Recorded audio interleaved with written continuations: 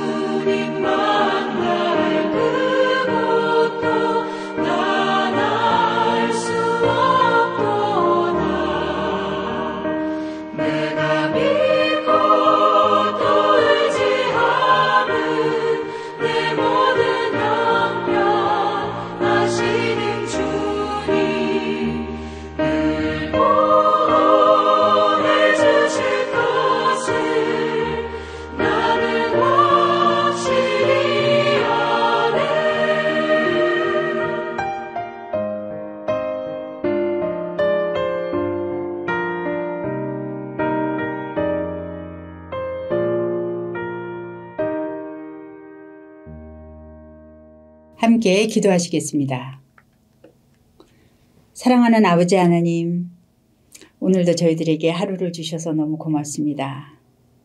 이 한 해가 벌써 저물어 가고 있습니다. 지난 한 해도 저희들을 지켜주시고 보호해 주시고 인도해 주셔서 고맙습니다. 이제 남은 시간들을 또 하나님 은혜 안에서 잘 마무리할 수 있도록 하나님 저희들에게 지혜를 주시고 또 성실함을 허락하여 주시옵소서. 하나님, 이 시간에 오늘부터 시작하는 선교학교를 위해서 저희들이 기도합니다. 하나님의 선교가 어떤 것인지 저희들이 잘 이해할 수 있게 하시고 깨달을 수 있게 하시고 참으로 하나님께서 저희들에게 원하시는 그 미셔널 라이프, 선교적인 삶을 잘 살아갈 수 있도록 하나님 도와주시옵소서. 또 강의하시는 목사님들 주님께서 축복하여 주옵소서. 하나님, 오늘도 부족한 종이 하나님의 말씀을 들고 섰사오니 사람의 말이 여기에 가감되지 않게 하시고 오직 하나님께서 전하고 싶으신 그 말씀만 전할 수 있도록 은혜 내려 주시옵소서. 감사드리고 예수님 이름으로 기도드립니다. 아멘. 오늘 하나님께서 저희들에게 주신 말씀은 사도행전 22장 30절에서 23장 11절까지 말씀입니다. 제가 받들어서 읽겠습니다. 이튿날 천부장은 유대인들이 무슨 일로 그를 고발하는지 진상을 알고자 하여 그 결박을 풀고 명하여 제사장들과 온 공회를 모으고 바울을 데리고 내려가서 그들 앞에 세우니라. 바울이 공회를 주목하여 이르되 여러분 형제들아, 오늘까지 나는 범사의 양심을 따라 하나님을 섬겼노라 하거늘 대제사장 아나니아가 바울 곁에 서 있는 사람에게 그 입을 치라 명하니 바울이 이르되 회칠한다며 하나님이 너를 치시리로다. 내가 나를 율법대로 심판한다고 앉아서 율법을 어기고 나를 치라 하느냐 하니 곁에 선 사람들이 말하되 하나님의 대제사장을 내가 욕하느냐. 바울이 이르되 형제들아, 나는 그가 대제사장인 줄 알지 못하였노라. 기록하였으되 너의 백성의 관리를 비방하지 말라 하였느니라 하더라. 바울이 그중 일부는 사두개인이요 다른 일부는 바리새인인 줄 알고 공회에서 외쳐 이르되 여러분 형제들아, 나는 바리새인이요 또 바리새인의 아들이라. 죽은 자의 소망 곧 부활로 말미암아 내가 신문을 받노라. 그 말을 한즉 바리새인과 사두개인 사이에 다툼이 생겨 무리가 나누어지니 이는 사두개인은 부활도 없고 천사도 없고 영도 없다 하고 바리새인은 다 있다 함이니라. 크게 떠들새 바리새인 편에서 몇 서기관이 일어나 다투어 이르되 우리가 이 사람을 보니 악한 것이 없도다. 혹 영이나 혹 천사가 그에게 말하였으면 어찌하겠느냐 하여 큰 분쟁이 생기니 천부장은 바울이 그들에게 찢겨질까 하여 군인을 명하여 내려가 무리 가운데서 빼앗아 가지고 영내로 들어가라 하니라. 그날 밤에 주께서 바울 곁에 서서 이르시되 담대하라. 내가 예루살렘에서 나의 일을 증언한 것 같이 로마에서도 증언하여야 하리라 하시니라. 아멘. 지금 바울은 이스라엘의 사내들인 공회 앞에 서 있습니다. 사내들인 공회는 당시 유대인의 최고 의결기관입니다. 예수께서 십자가를 지시기 전 서셨던 것이고 베드로와 사도들이 예수님을 전파하다가 섰던 곳이기도 합니다. 예수님은 여기서 빌라도 총독에게 보내져 십자가 처형을 당하셨고 사도들은 예수를 전파하지 말라고 채찍질 받았던 곳입니다. 어떻게 지금은 바울이 여기에 서게 되었을까요? 오늘도 하나님께서 저희들에게 말씀하여 주실 줄을 믿고 기다립니다. 공회 앞에 서 있는 바울을 통해서 오늘 주님께서 우리에게 주시는 말씀을 듣고 그 말씀대로 살아내는 하루 되기를 축복합니다. 3차 전도여행을 마치고 돌아올 때 바울은 그를 위해 기도하는 많은 이들로부터 예루살렘에 가면 환란이 기다리고 있을 테니 가지 말라, 그렇게 만류하는 말을 많이 들었습니다. 그러나 바울은 비록 환란이 나를 기다리고 있다 할지라도 나는 주 예수의 이름을 위하여 결박당할 뿐 아니라 예루살렘에서 죽을 것도 각오하였다, 그렇게 말하면서 예루살렘으로 돌아왔습니다. 바울이 환란이 기다리고 있다는 것을 미리 알려준 이 예루살렘에 굳이 온 이유는 무엇일까요? 그에게는 예루살렘에 가야 하는 중요한 이유가 있었습니다. 이방인 교회에서 예루살렘 교회를 위해 모은 헌금을 전해주기 위해서였습니다. 당시 예루살렘 교회는 기근과 재해 등으로 어려움을 많이 겪고 있었습니다. 바울이 세운 이방인의 작은 교회들이 예루살렘 교회를 위해서 마음을 모아 바울에게 준 헌금을 전달해야 했습니다. 그런데 이것은 단지 물질을 보내고 받는 그런 단순한 문제가 아니었습니다. 만약 예루살렘 교회가 이방인의 헌금을 받게 된다면 유대교회는 이방인 교회를 인정하는 것이 됩니다. 헌금의 전달은 유대인과 이방인이 하나로 연합될 수 있는 매우 중요한 의미가 있었던 것입니다. 당시 유대인과 이방인은 이 세상에서 결코 하나가 되지 못하는 가장 멀고 먼 사이였습니다. 바울은 유대인과 이방인이 연합할 수 있는 이 기회를 절대로 놓치고 싶지 않았던 것입니다. 예루살렘 교회는 바울을 통해 하나님께서 이방인들 가운데 행하신 일을 듣고 하나님께 영광을 돌렸습니다. 그러나 예루살렘에 있는 많은 그리스도를 믿는 사람들은 아직도 유대인의 율법을 지키고 있었습니다. 야고보를 비롯한 예루살렘 지도자들은 사도 바울이 율법을 반대하는 것이 아니라는 사실을 그들에게 보여주기 원했습니다. 사도 바울은 그들의 제안에 함께하기로 했습니다. 바울은 왜 꼭 그렇게 해야 하냐고, 율법을 지키는 것이 중요한 것이 아니라고 그렇게 말할 수도 있었지만 그는 자기의 생각을 주장하지 않고 자신을 낮추어 그들의 의견을 따랐습니다. 바울에게는 하나됨이 그 무엇보다도 중요했기 때문에 그는 그리스도 예수 안에서 연합을 위하여 무엇이라도 버릴 수 있었던 것입니다. 그러나 이때 성전에 드나들던 바울을 보고 그가 이방인을 데리고 성전에 들어갔다고 오해한 아시아로부터 온 유대인들로 인해서 사태가 급변하게 됩니다. 그들은 사도 바울을 향해 소리치면서 바울을 때리기 시작해서 온 성이 삽시간에 큰 소요가 일어나게 되었습니다. 이때 천부장이 출동해서 목숨을 건지 바울이 그들 앞에서 자신을 변명할 그런 기회를 얻게 되었습니다. 자신의 출생부터 시작하여 다메섹 도상에서 그리스도 예수님을 만나고 그를 이방인의 사도로 부르셨다는 말까지 했을 때 유대인들이 다시 소리 지르면서 옷을 집어던지고 난리를 부리게 됩니다. 천부장은 유대인들이 왜 이 남자한테 이토록 과격하게 대하고 고발하는지 그 진상을 알기 위해서 공회를 소집하게 됩니다. 22장 30절을 함께 읽겠습니다. 이튿날 천부장은 유대인들이 무슨 일로 그를 고발하는지 진상을 알고자 하여 그 결박을 풀고 명하여 제사장들과 온 공회를 모으고 바울을 데리고 내려가서 그들 앞에 세우니라. 로마 군인인 천부장은 사내들인의 심사에 참여할 수는 없었지만 만약에 예루살렘의 평화 유지에 어떤 문제가 발생했을 경우에는 그 해결을 위해서 사내들인 공회를 소집할 수는 있었습니다. 사내들인은 71명으로 구성된 이스라엘의 가장 큰 행정기관입니다. 대제사장들, 서기관들, 장로들이 바리새인과 사두개인으로 구성되어서 사형을 제외한 모든 법의 집행권을 가지고 있었습니다. 천부장은 바울을 데리고 공회 안으로 들어가서 세웠습니다. 바울은 여러분 형제들아, 범사에 내가 양심을 따라 하나님을 섬겼다. 이렇게 말을 시작했습니다. 바울은 자신은 늘 율법으로 흠이 없는 자라고 말을 했습니다. 사도행전 24장 16절에 보면 양심에 거리낌 없기를 힘쓴다고 율법을 지키는 자라고 말을 하고 있습니다.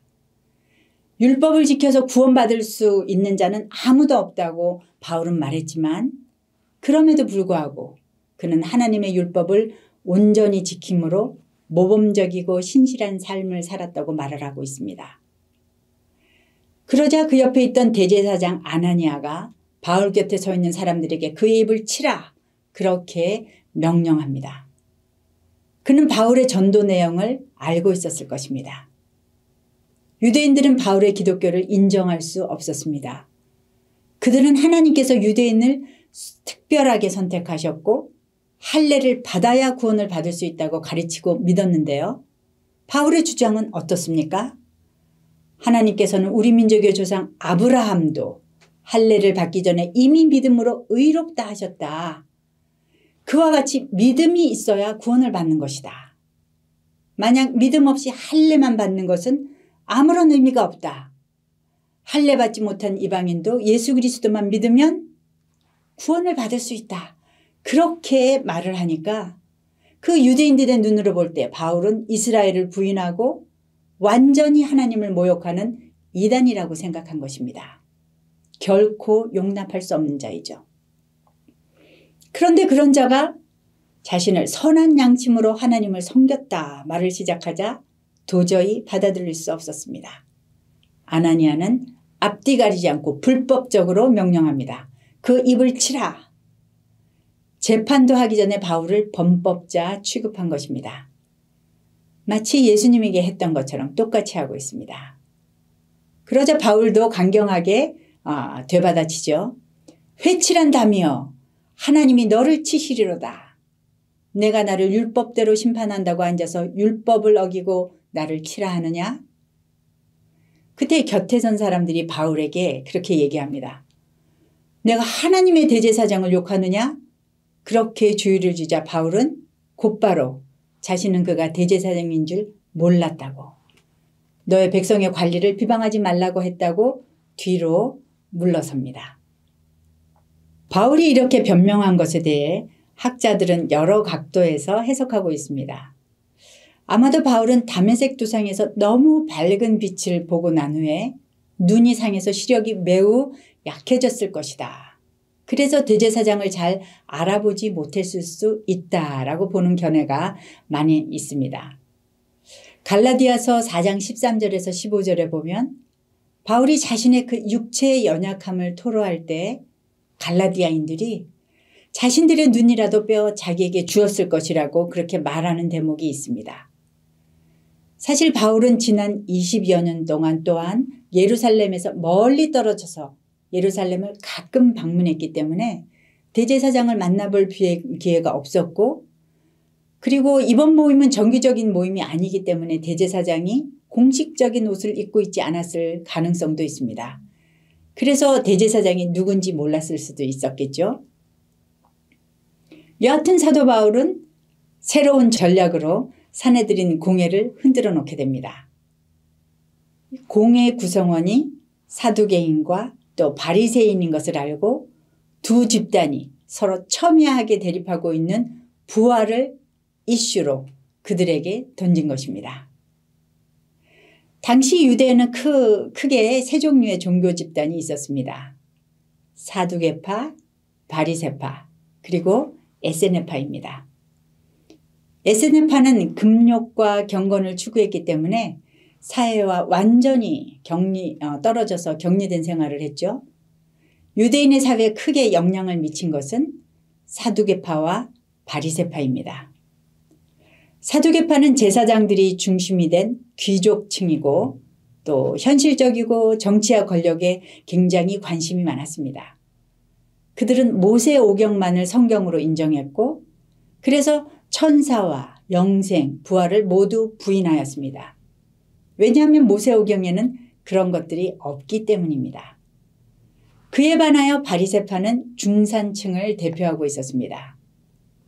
율법을 철저하게 지키고 그래서 백성들의 존경을 받는 그런 계층이었죠. 지금 우리가 보는 모든 구약 성경을 그들이 다 믿었고 전통들을 중요하게 여겼습니다. 그들은 부활과 영생과 천사, 영혼들을 믿었던 그런 분파였습니다.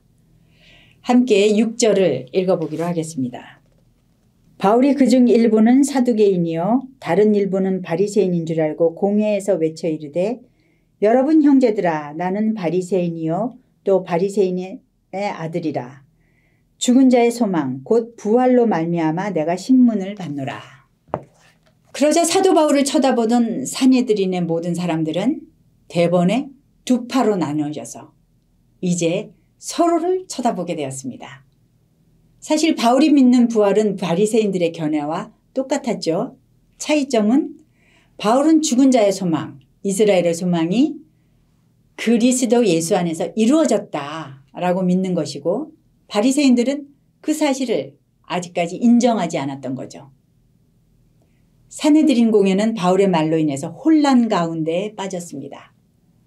바울의 편을 드는 사람과 무시하고 대적하는 사람들로 인해서 큰 분쟁이 생겼습니다. 바리새인들은 우리가 이 사람을 보니 악한 것이 없도다. 혹 영이나 천사가 그에게 말하였으면 어찌하겠느냐 하면서 사두개파 사람들을 공격하고 바울을 두둔하였습니다. 옆에 있던 천부장은 그들의 싸움에 바울이 혹시라도 다칠까 해서 그 무리 가운데서 빼내어 영내로 들어갔습니다. 그렇지 않아도 지금 천부장은 바울이 로마 시민인 줄 모르고 어제 결박하고 때리려 했기 때문에 전전긍긍하고 있었으니까 얼른 바울을 데리고 간 것입니다. 다치지 않게요. 하나님의 지혜가 사도 바울을 그 공경에서 건져낸 것입니다. 하나님을 믿는 사람도 세상을 살아갈 때 많은 곤란한 일을 당하게 됩니다. 그럴 때 어떻게 처신하는 것이 좋을까요? 예수님께서는 우리에게 마태복음 10장 16절에서 이렇게 말씀하셨습니다. 뱀처럼 지혜롭고 비둘기처럼 순결하라. 이것은 예수님께서 제자들을 세상에 보내시면서 하신 말씀입니다. 보라, 내가 너희를 보냄이 양을 이리 가운데 보낸과 같도다. 그러므로 너희는 뱀같이 지혜롭고 비둘같이 순결하라. 사람들을 삼가라. 그들이 너희를 공회에 넘겨주겠고 그들의 회당에서 채찍질하리라. 비둘기와 뱀이라니요. 예수님께서는 그리스도인이 세상에서 살아가는 모습을 도대체 전혀 조합이 맞아 보이지 않는 비둘기와 뱀에게 비유하고 있습니다. 창세기 3장 1절에는 여호와가 만든 짐승 중에 뱀이 가장 간교하더라 이렇게 말을 하는데요. 이 간교는 잠언에서 슬기롭다라고 번역되었습니다. 슬기로운 자는 행동을 삼가고 자기의 길을 안다. 잠언서 14장 15절에 그렇게 얘기하고 있습니다.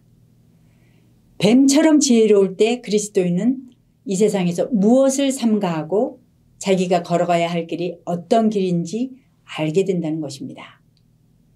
야고보 사도는 말하지요. 오직 위로부터 난 지혜는 성결하고 지혜와 성결함, 즉 순결함과 거룩함은 함께 묶여져 있다는 것을 우리에게 보여주고 있습니다. 순결함은 성도가 그리스도와 연합할 때 그때 오는 것입니다. 순결함이 없으면 지혜는 없습니다. 그리스도와의 연합으로 우리는 이미 순결하고 거룩해졌습니다. 그러나 계속해서 짓게 되는 죄에 대해서 우리는 순결함을 유지하기 위해 계속 회개하며 주님 앞으로 나아가는 것입니다. 오늘 주님 말씀처럼 비둘기처럼 순결하고 뱀처럼 지혜롭게 삶으로 주께서 세워주신 그 자리에서 세상을 이기는 그리스도인들 되시기를 축복합니다. 바울은 하나님의 은혜로 위험에서 벗어나기는 했지만 다시 옥에 갇히게 되자 마음이 많이 실망되었을 것입니다. 나의 사역은 여기서 끝이 나는 걸까? 나는 로마를 볼 수 있을까? 나는 스페인을 갈 수 있을까? 이때 하나님께서 바울에게 나타나십니다. 고린도에서 위축되고 두려워하던 바울에게 나타나셔서 두려워하지 말며 침묵하지 말고 말하라. 내가 너와 함께 있음에 어떤 사람도 너를 대적하여 해롭게 할 자가 없을 것이니 이는 이 성중에 나의 백성이 많음이라. 그렇게 말씀하셨던 하나님께서 지금 예루살렘에 다시 나타나셨습니다. 그리고 바울 곁에 서서 말씀하십니다. 담대하라. 내가 예루살렘에서 나의 일을 증언한 것 같이 로마에서도 증언하여야 하리라.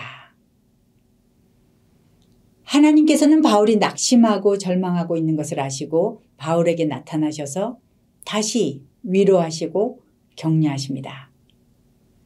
말씀하신 것은 반드시 성취하시는 그 하나님이신 줄 바울은 이미 여러 번 경험하였습니다. 그러므로 주님의 나타나심은 그에게 다시 큰 힘과 용기가 되었죠. 이번에도 주께서 이루실 것입니다. 그는 믿었습니다.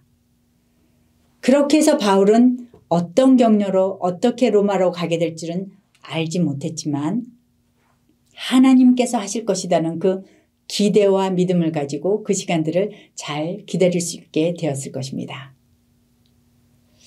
하나님을 향한 선한 뜻으로 걷는 길에도 시련은 있습니다. 그 환난의 시간을 비켜갈 수도 있지만 통과해야만 할 때도 있습니다. 그럴 때 우리는 기억해야 합니다. 내가 혼자 이 길을 걸어가는 것이 아니라는 것을요. 두렵고 떨리는 그 길을 하나님께서는 우리와 함께 해주십니다. 하나님께서는 당신을 믿는 자들에게 성령을 부어주셔서 주님의 사랑으로 그 일을 능히 감당하게 해주십니다. 성령의 지혜로 그 일을 지나가게 해주시는 것입니다. 주님은 오늘도 그 길을 걸어가는 당신의 자녀들에게 말씀해 주십니다. 담대하라. 내가 이룰 것이다. 어려운 시간이지만 하나님을 믿는 믿음으로 예수님 안에서 즐거워하며 성령과 함께 잘 걸으시는 오늘 하루 되시기를 축복합니다. 함께 기도하시겠습니다. 존귀하신 아버지 하나님, 은혜를 감사를 드립니다. 우리가 어려운 시간 지날 때에도 두려운 그런 일을 만나서 그 시간을 지날 때에도 항상 저희와 함께 해주시면서 담대하라 말씀하시고 우리에게 힘을 주시고 용기가 되어주시고 사랑으로 품어주셔서 진심으로 감사를 드립니다. 오늘도 우리 좋으신 아버지 하나님과 함께 말씀으로 성령으로 동행하는 하루가 되게 하여 주시옵소서. 아버지 하나님, 이 나라를 또 이 교회를 주님 앞에 올려드립니다. 하나님의 통치를 받는 나라가 되게 하시고 주님을 섬기는 건강한 교회가 되게 하여 주시옵소서. 특별히 박해받는 그리스도인들을 위하여 기도하는 이 주일에 우리가 그분들을 위해서 정말 용기를 잃지 말라고 믿음을 끝까지 견지하라고 주님의 위로를 구하면서 기도합니다. 아버지 하나님 또한 믿지 않는 우리 식구들이 정말 주님 앞으로 다시 오기를 기도하며 환우들을 또 주님 앞에 올려드립니다. 이 모든 우리들의 삶 가운데 하나님 주인이 되어주시고 주께서 선한 길로 인도하여 주시옵소서. 그렇게 하실 우리 주님께 감사드리고 예수님 이름으로 기도드립니다. 아멘. 오늘도 주님께서 주신 기도의 제목들을 가지고 주님 앞으로 나가시겠습니다.